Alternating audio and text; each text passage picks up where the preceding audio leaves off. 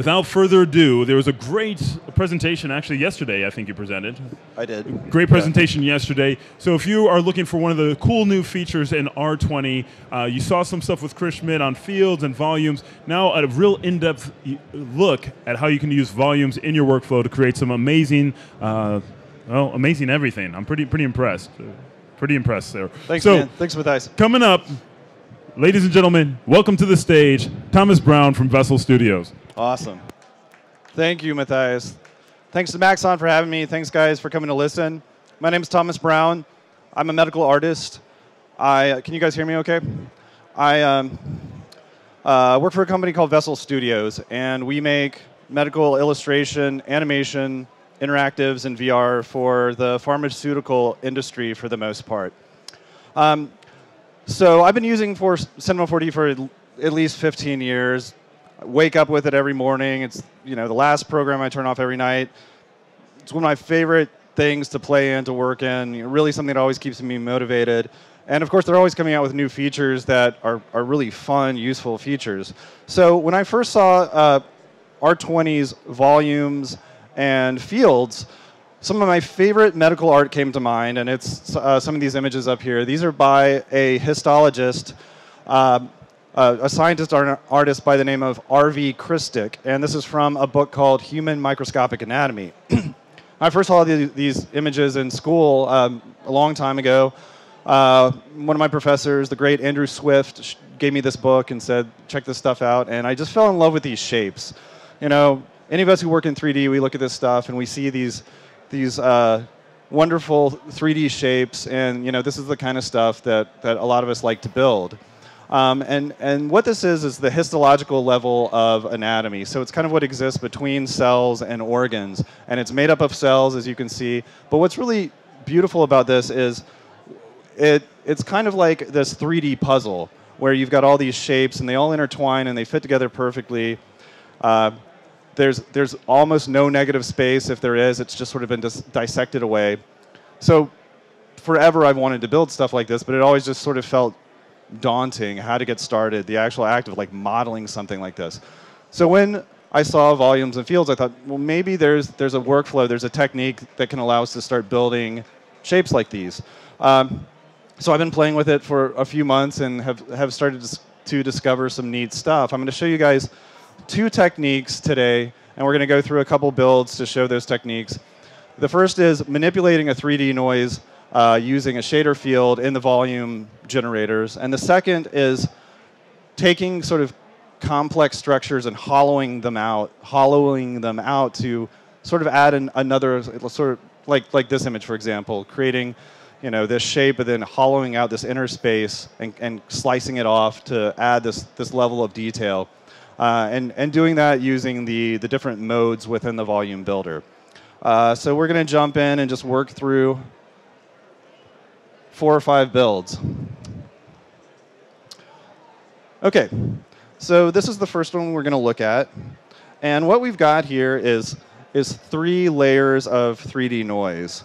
And what's really cool about this is if you look at how the noises are mixing together, they're not clipping into each other. There's sort of this seamless intertwining from one noise to the next to the next.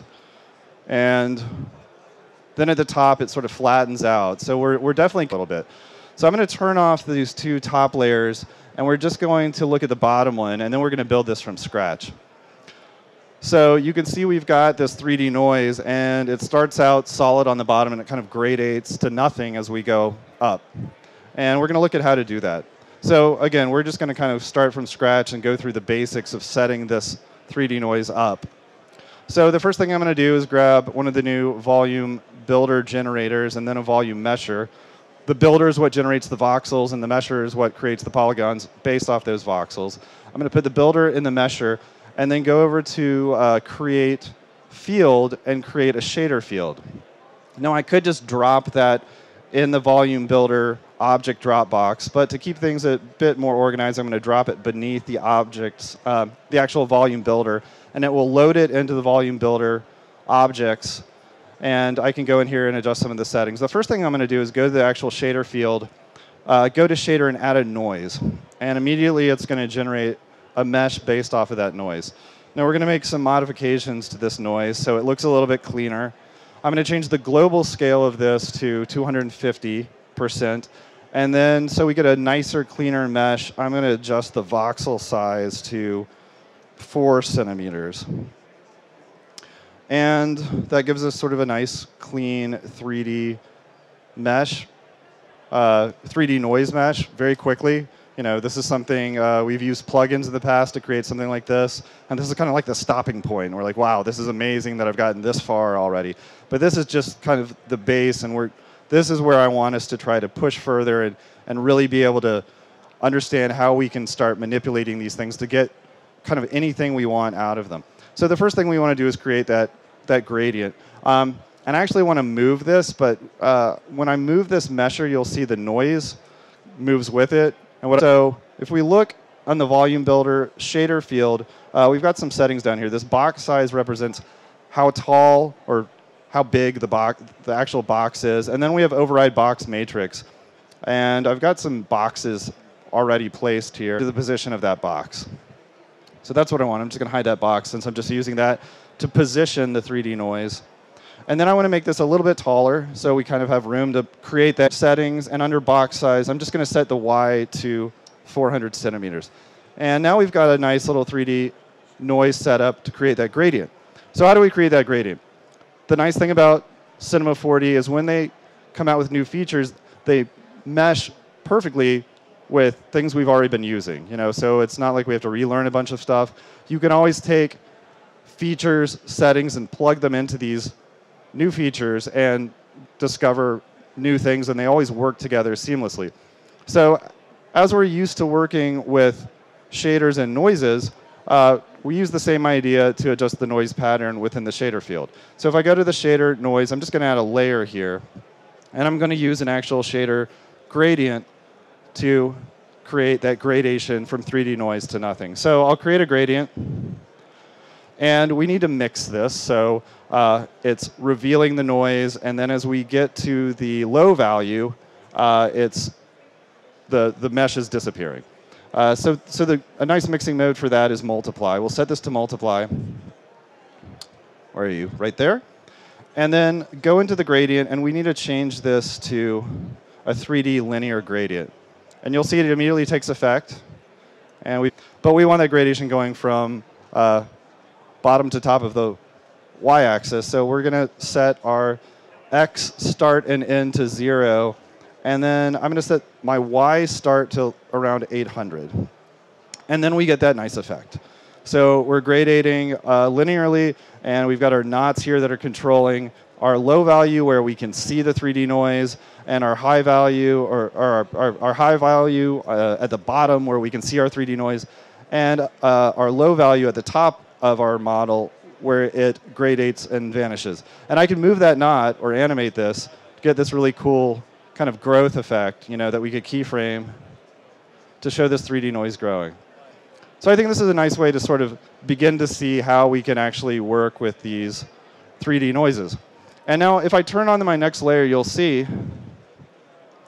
how these two sort of like 3D puzzle pieces mesh together perfectly. We don't have any clipping between these at all. I really love this effect. So let's just look at this middle layer so we can understand how that's happening. So we're using the exact same concept again. If we look at the shader field for the middle layer, we have another linear gradient set to multiply. In this case, we've added a low value on the bottom as well. So we can have that bottom gradation and top gradation, right? But how do we get them to interlock? It's really simple. All we're doing is inverting our noise. There's a number of ways to do that, as there are a number of ways to kind of do everything in C4D, which is nice. Certain ways give you certain benefits, and certain ways give you other benefits. And we all work differently, so it's kind of nice to have different ways to get to one place.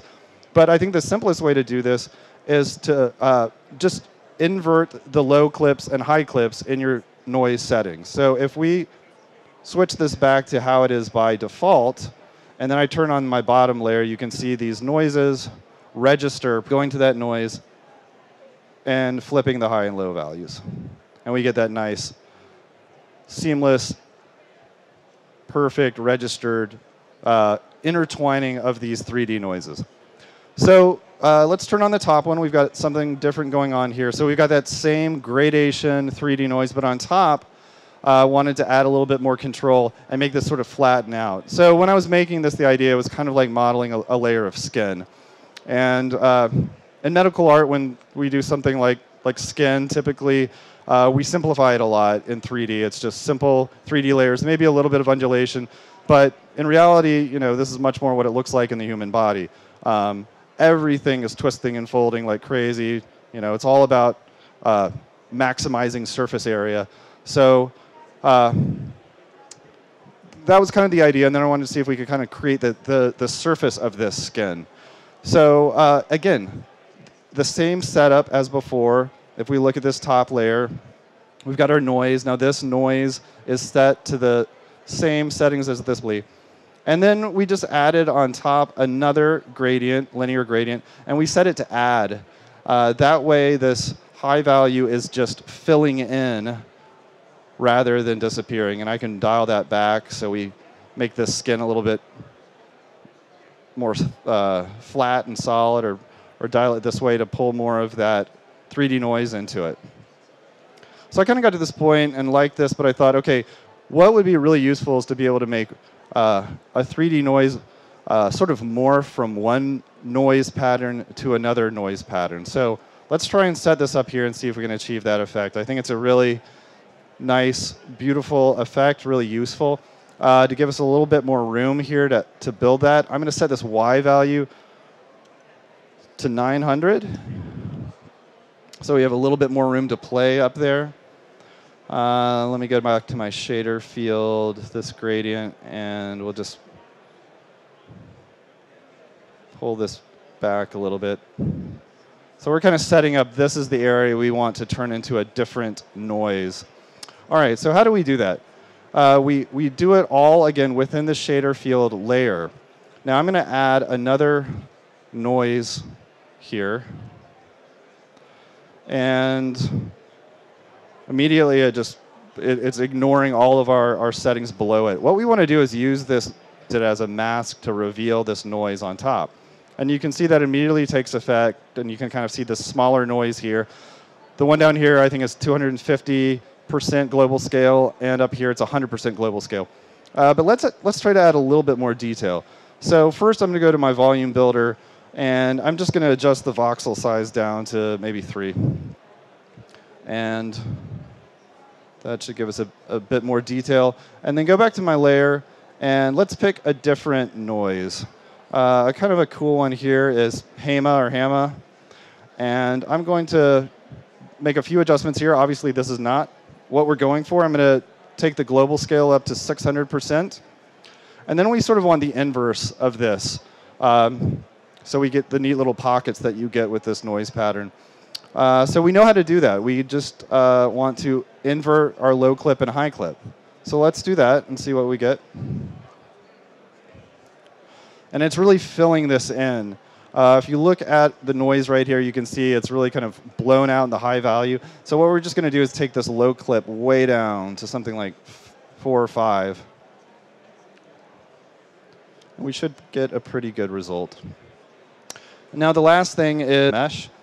So I'm going to go to octaves and just set that to something lower, like 2.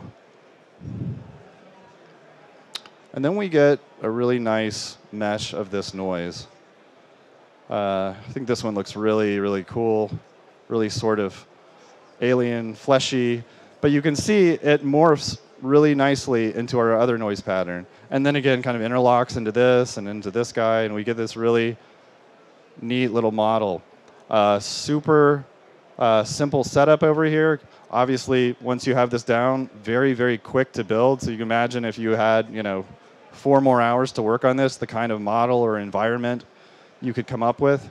And as I always tell everyone when I give these talks, my background is medical art, but I've learned so much from other 3D artists and love to give back the stuff that I'm learning as well, and definitely feel like these techniques apply to all of us working in 3D in general. Also, this whole thing is sort of set up parametrically. I have no actual editable polygons here. So everything can be tweaked and adjusted. You know, your client says this is great, but I need one of these layers to be a different thickness. I want the noise pattern to be different. You know, tell them, okay, I'll have it for you in 2 weeks, and then it takes you 5 minutes to make the change. You know, it's a really clean, slick, easy to edit setup. All right, so we're going to look at another build that's a variation of this, but sort of a simplified variation. So I wanted to try to do bone anatomy, which is something that comes up a lot, and use this volume generator so we could get this really seamless effect. So bone anatomy, you have the outer edge of the bone, which is the compact bone, and then the inside of the bone where it kind of breaks apart. You've got a lot of stuff in here, cells being produced. And I wanted to see if we could make it kind of seamless between those two and then do this kind of nice cross section. So we're going to do this build from scratch. Also, you can see we have this material that actually has to help generate the 3D noise pattern. So I'll delete everything but our volume generators. And again, we'll do the create field, shader field, and drop that in the volume builder. So kind of what we did with our last file, we're going to add a noise to this, and immediately we get that taking effect. Now there's a few more tweaks I'd like to make here. I want to first adjust the size of our 3D noise. So let's just make it a little bit bigger. 140% global scale. And let me go ahead and make the size of this 3D noise overall bigger. So I'll go back to my volume builder, select the shader field, and box size. I want this to be kind of like a tall rectangle. So I'm going to make it 200 by 400 by 200. And this is a nice amount of 3D noise to work with. Go back to the shader field, go into this noise, and this spongy bone or trabeculae within inside the bone is also sort of directional. You know, it acts as the scaffolding, and it, you know, so in this case, we want to sort of stretch this noise out along the y-axis. So I'm just going to set, all right. So now we want to start kind of carving this away and making it look like that bone cross-section. So the first thing we want to do is make this spongy bone gradate to a solid mass. And I'm going to use the same technique, but we're going to grab this gradient we've already created in our material, and I'll just copy this and go to my shader field. Again, create a layer. And within that layer, I'll paste that gradient shader. It'll immediately take effect, but set this low value from red to black and go back. And again, there's redundancies in mixing modes, but a nice one here for us to get this to gradate from our 3D noise to a solid is just to set it to dodge. And we get this solid block that in the middle has this 3D noise. A neat effect, again, if we go to our shader field gradient, we can move this low value knot around, for example, and reveal and grow and retract that sort of inner 3D noise. But what we want to do is cut out this outer edge and get that bone shape. So something we haven't looked at yet is some of the modes in the volume builder. I'm going to grab a cylinder. I know that my box is 200 centimeters across, so I'm going to set the radius of this cylinder to a little over 100. We'll do 98. And I'm going to drop this inside the volume builder and increase the height until it pops out the top and bottom of this. And then what I want to do is use the cylinder to cut out this box. So basically, we'll just leave everything that is inside of the cylinder. So we can go to the volume builder, and we've got 3 modes here: union, which combines things; subtracts, which cuts things out; and intersect, which will just leave what's inside that cylinder for our shader field. So I'll set it to intersect, and it immediately carves that out and gives us this nice look. So how do we do that cross section? It's kind of like a bool operation within the volume builder. I can just create a cube and position that. Incredibly simple. I'll drop that in the volume builder and set that mode to subtract. And we get this cool cross section. And I can move this around. I can animate this. It's a really robust, well-working kind of bool or subtraction. Now, what I would like to do is keep this cross section, but I would like the actual spongy bone in here to stay 3D, kind of popping out of this cut edge. So again, kind of driving this idea of reusing things we've already set up and copying and pasting them. What we can do really easily to generate that 3D noise on the inside here is just copy and paste our shader field into the volume builder. Now, when I did that, the first thing I need to keep in mind is you see it generated the 3D noise here, but it's not the right size. It reset the size of the box size. So I just need to go back and reset that to 200 by 400 by 200. And then it's using the gradient set to dodge right now. Now, if we change the mixing of that gradient so it gradates from our 3D noise to nothing, then we should get the effector going for. And to do that, I can just switch that from dodge to burn. And then you'll see it's preserving the 3D nature of this noise while it's still giving me the cross section of the compact bone. And I really love this look. It's kind of a higher level of complexity to this cross section. Again, I can move and animate this box that I'm using to subtract out this shape.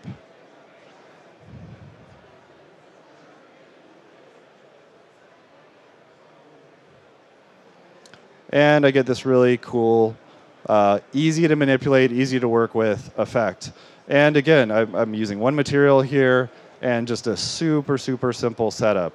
Now, of course, if you wanted like a more realistic bone, you could have a nice bone model and you would use that as your cylinder for intersect, building and manipulating and coming up with shapes like this.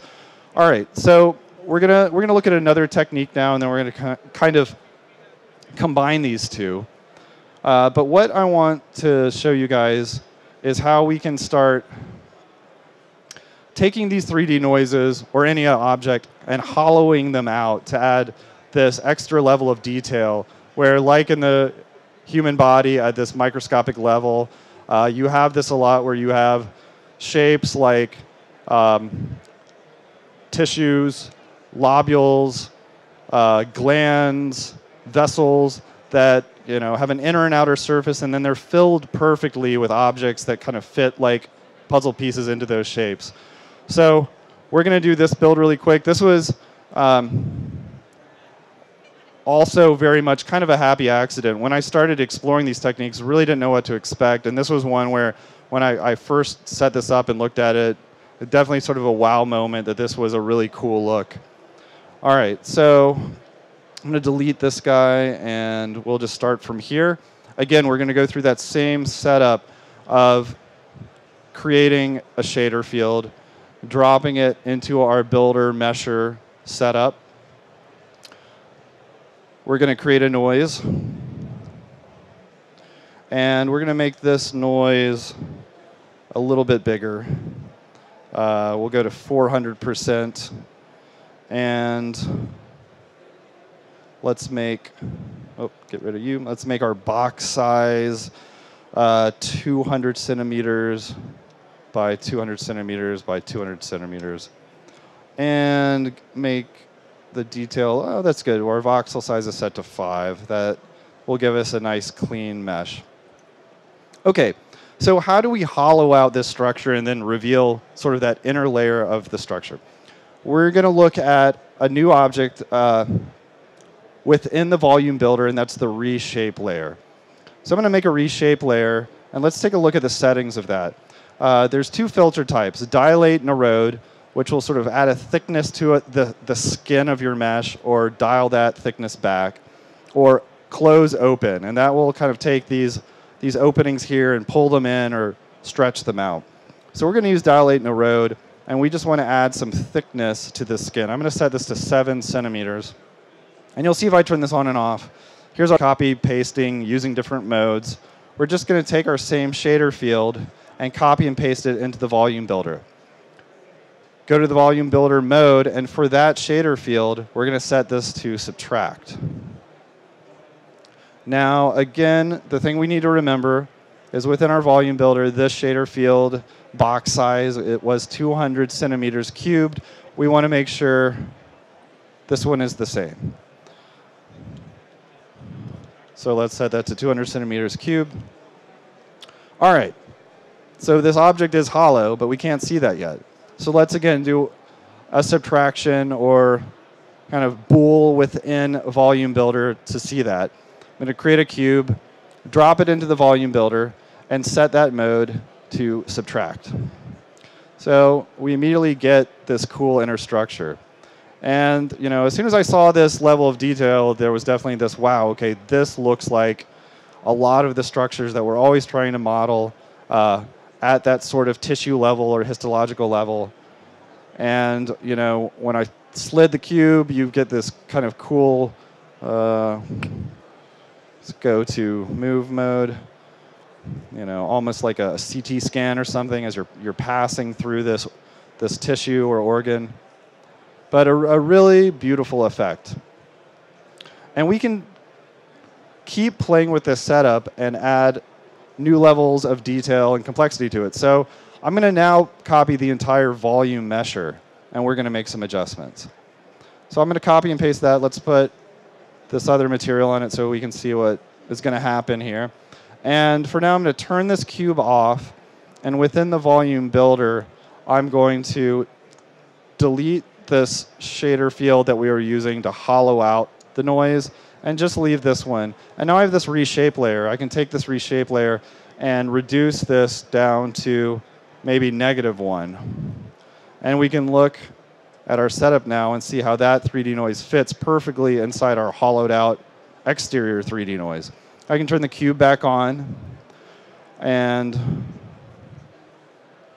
pull this out so we get sort of a different level of cross-section. Maybe make that cube bigger and set the mode to intersect to get kind of a different effect here. Oops. Where it's just revealing what's inside the cube, and maybe have that cross-section be at a different angle here. So again, kind of a drop in the bucket, a very simple setup, but again, you can see how this sort of hollowing, copying, combining, putting objects within objects, you start getting these really neat effects. Actually, yesterday after building this and going to the demo booth, I was playing with this same setup and decided to animate the noise and see how it looked, and it looked pretty neat, so I just wanted to show you guys that scene. I've got the voxels pretty low so we can animate, but I definitely want to emphasize that we're doing all these static builds, but volumes I think is equally about animation. You start keyframing a lot of these settings, and that's really when it reveals, I think, its power of its fluidity and creating these interesting organic shapes. If we smooth this out a bit and render it, you definitely get a pretty interesting effect. If I just turn on this subdivision surface on top of it, a pretty fun, wacky model, gooey model that animates in a really interesting way and keeps all the shapes registered as it moves. Okay, so we're going to move on to which one are we doing now? So another variation of kind of this hollowing out effect. And we're not going to fully build this model, but I kind of want to talk through it. And this is combining a couple of the things we've already done. So we've got our 3D noise that we're manipulating, and then we've got this shape that we've hollowed out, but we've embedded it into our 3D noise, and that 3D noise has sort of this membrane that fits perfectly around this shape. So this is sort of like maybe a lung lobule or something like that that's just perfectly perfectly modeled and set within this space.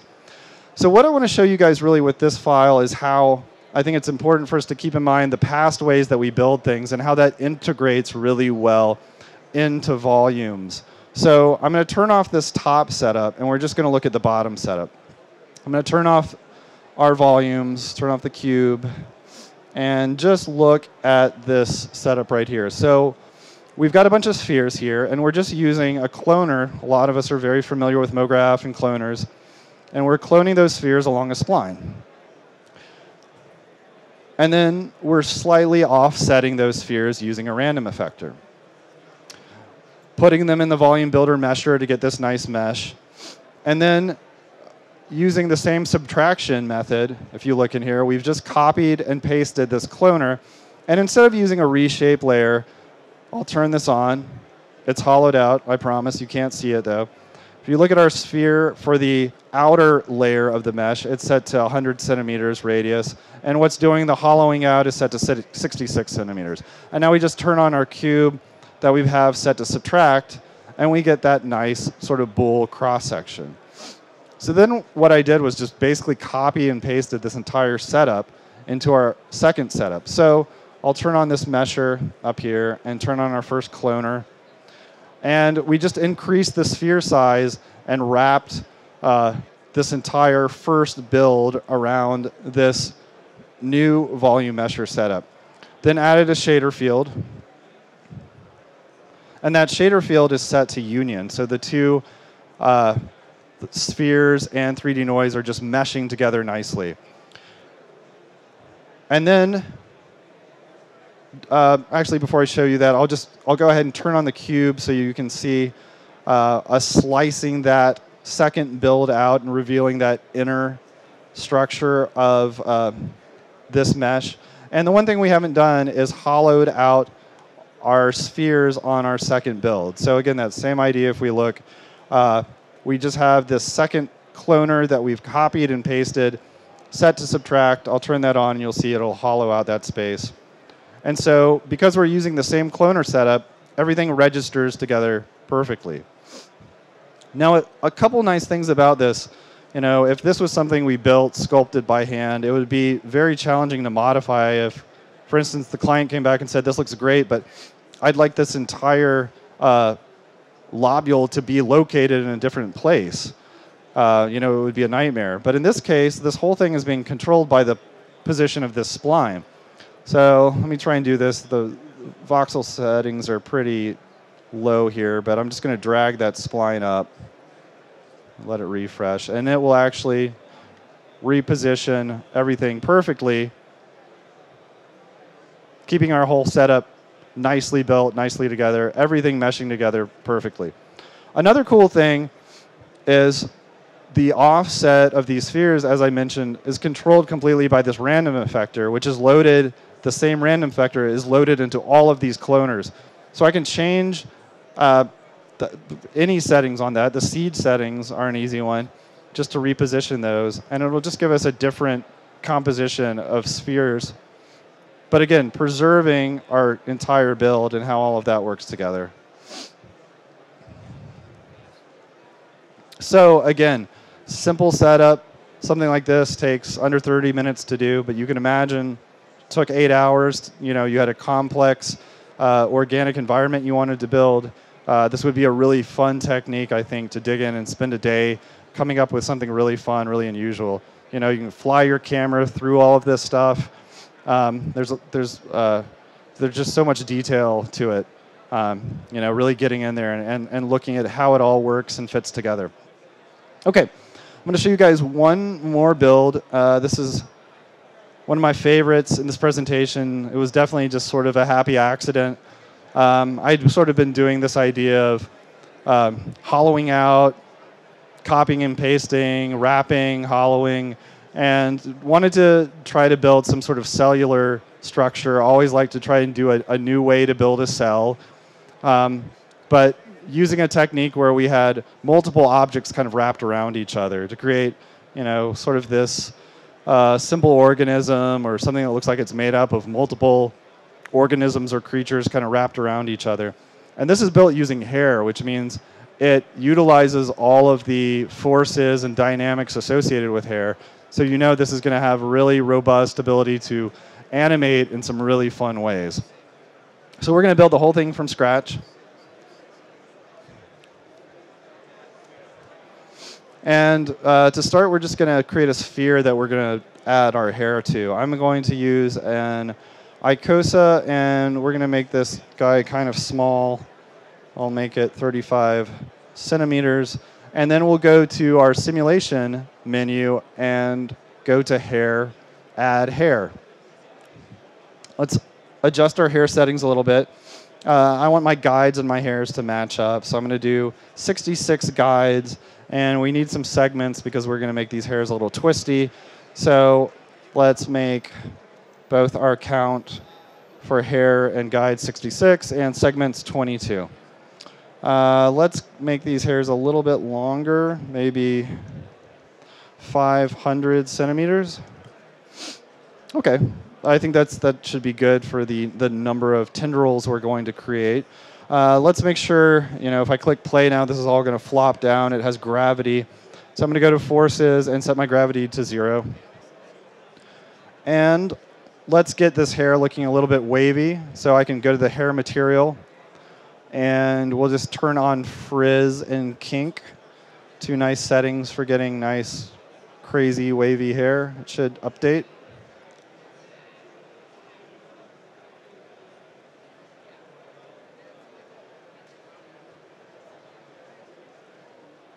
I think. Okay, frizz, kink.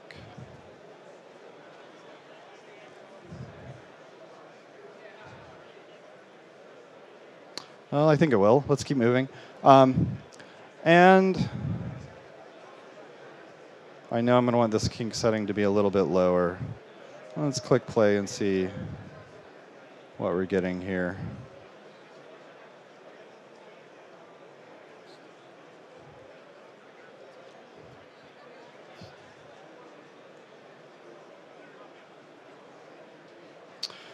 All right, well, we're going to apply this to our volume builder and mesher.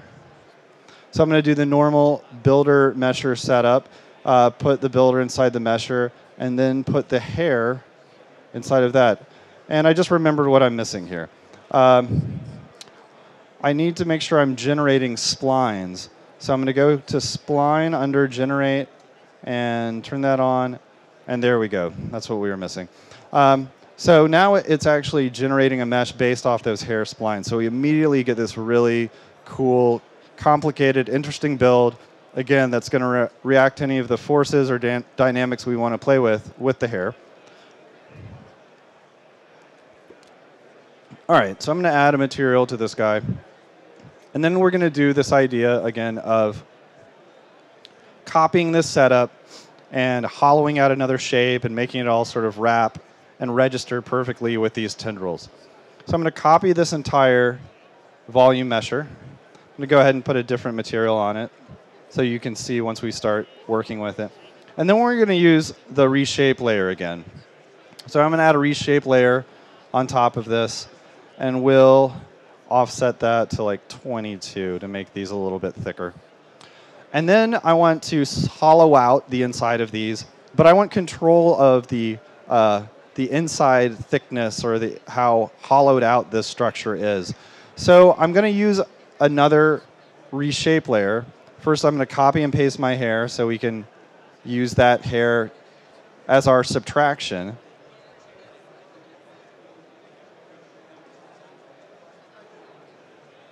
Oop, I'm doing it in the wrong place, sorry. Copy and place that hair.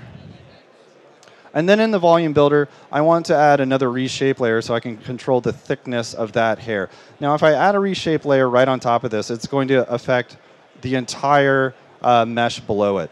So they've given us a nice folder here that I can drop this top layer, reshape layer, and hair in. So it only affects this hair. I'll go to this reshape layer, and for now, we'll just set it to something like 12.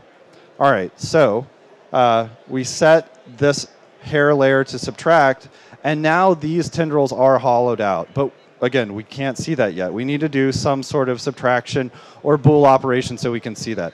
So I'm going to add a sphere. We're going to do this a little bit different. Increase the size of this sphere. I'm going to use an icosa and increase the segments so we've got a bit more detail. And then I'm going to add a displacer to this.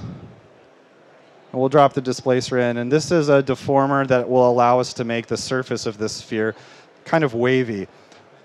So I'll go into that sphere or displacer settings and add a noise. And we're going to make this noise scale pretty big, something like 2200. And then I'm going to go back to the height of that displacer and crank that up a little bit, just so we get something a little bit more fun. And this is just going to affect where the tips of these tendrils are kind of chopped off. I'll increase the radius of this maybe a bit now. And then we'll drop this sphere into the volume builder, and we know what to do here now. We just need to set this to subtract. And it's going to actually, let me back up. We don't want to subtract in this case. We want to intersect. We just want to leave what's inside the sphere. And so I'll set this to intersect, and then we're able to see our hollowed out tendrils with these tips that have been lopped off based on the placement of that sphere. I actually would like the thickness of this to be a little bit different, and that's why we set up these reshape layers. So I kind of want the outside thickness to come in a little bit, so I'll take this down to maybe 18. And then the inner thickness, maybe set that to 6 and see how it looks. And that's kind of cool. I'll actually bring that down a little bit lower so we can try and wrap it right around those tendrils. And we get this kind of cool, fun, wacky look. This was definitely one of those things the first time I added that second mesh around this inner mesh and cut the tips of these tendrils off. It was like, wow, okay, that's different. I haven't seen something like this before. And again, I know once we animate it, it's going to look really, really interesting. So let's just do this same technique one more time so I can kind of show you again how if you repeat this, tweak things a little bit, you can get interesting levels of detail, some interesting surprises in how the model and the build looks. I'm going to add this last material on here. And so we've already got this whole thing set up. We just sort of going to tweak some of the settings. So I'm going to go to the volume builder and to my reshape layer. And this layer that represents the outside edge of this tendril, I'm going to crank it up to something like 44.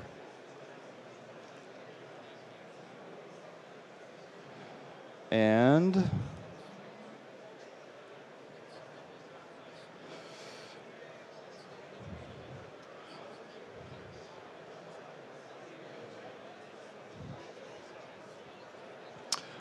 let's see. Let me get this to show up. I'm going to turn off my sphere. And for my I'm going to turn off my subtraction layer just so we can see our inner layer here. Okay. I didn't hit 44. There we go. So I'm going to take this to 44, make it really big. Turn on that inner hair layer, reshape layer, and I'm going to set this to something like 22. And then again, use this sphere to cut off the ends of these guys. But I'm going to make this sphere radius a little bit smaller just to make this a little bit more interesting and have these cross sections kind of happening at different places. And you'll see even as I'm adjusting that radius how beautiful that kind of animated growth is, how all of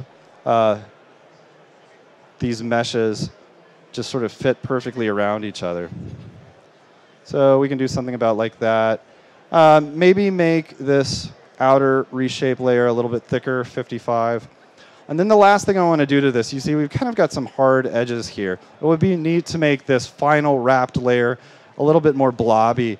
And another of the objects they've given us with inside the volume builder along with the reshape layer is the smooth layer. It's just a nice mesh smoother. So I'll turn that on, and immediately we've got a few modes here. I think by default it's set to Gaussian, which is fine. You can see how it just sort of gives us this gooey little smoothed out layer again, but still kind of perfectly wrapping around this. Maybe I want to bring the sphere radius back out a little bit now. Here, I'll just plug in here something 366. And we get a pretty cool model. Just to sort of show you, that this does work with forces and dynamics, I'll go in and I'll create one of our particle forces like turbulence and up the strength a bit, 55, up the scale, and we'll just make the strength higher so we really see what's happening here, 77. I'm going to turn off our volumes for now while we play this for a second. And you'll see these hairs move around. And then I'll just turn everything back on. So you can see how it is all attached to that hair. The hair is dictating its shape. And we still get that cool, interesting model. It's kind of retracted in, so it's pulled away from that sphere, which is kind of an interesting effect. Again, just lots of things to play with. Dial that back in and make some of those tendrils pop through. But a fun, interesting, organic sort of cellular model. This is the last thing I'm showing you guys. Thanks for listening. Thanks for looking at these new volumes techniques. I think volumes is really one of the most interesting and fun features that has come out in cinema. I'm having a lot of fun working with it. If you want to see more of art, you can go to vesselstudios.com and check out some of the stuff we're doing in Cinema 4D. Thanks for listening, guys.